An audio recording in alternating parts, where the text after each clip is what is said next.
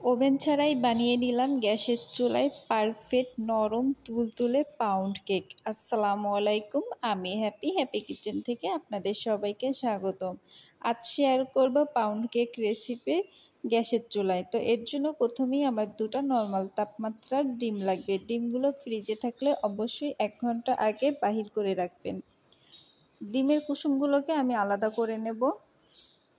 এবার ডিমটাকে আমি বিটার মেশিন দিয়ে বিট করে নেব। বিটার মেশিন না থাকলে হ্যান্ড বিটার দিয়েও করে নিতে পারবেন।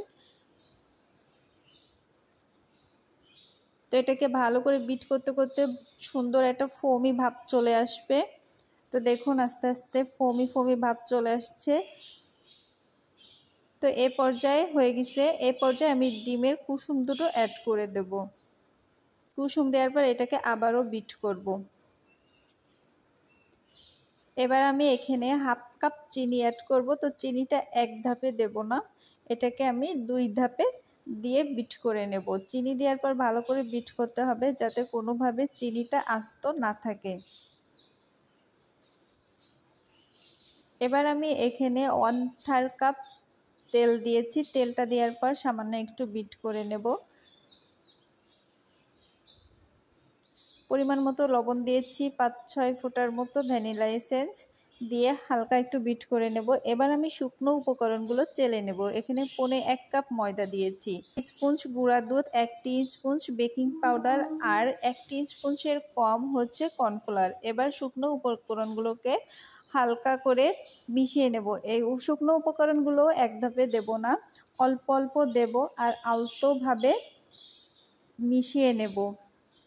এই কাজটা অবশ্যই আলতোভাবে করতে হবে। এবার এখানে আমি 1/4 কাপ লিকুইড দুধ রেখেছি। একটু একটু করে অ্যাড করে দেখব যে আমার কতটুকু লাগবে।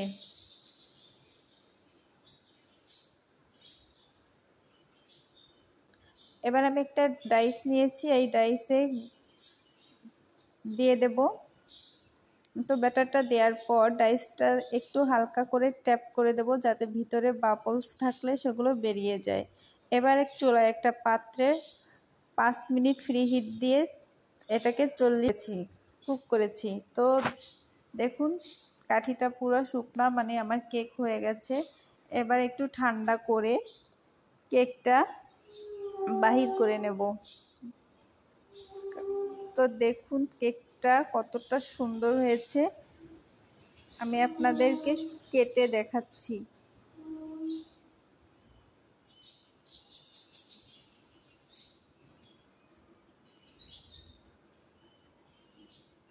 খুবই সফট হয়েছে, দেখেই নিশ্চয়ই বুঝতে পারছেন। তো ভিডিওটা ভালো লাগলে অবশ্যই একটা লাইক করবেন, কমেন্ট করবেন। আপনাদের কমেন্ট পেলে আমরা আসলে অনেক খুশি হই, কাজের উৎসাহ বেড়ে যায়। তো সবাইকে অনেক ধন্যবাদ ভিডিও দেখার জন্য। আল্লাহ হাফেজ।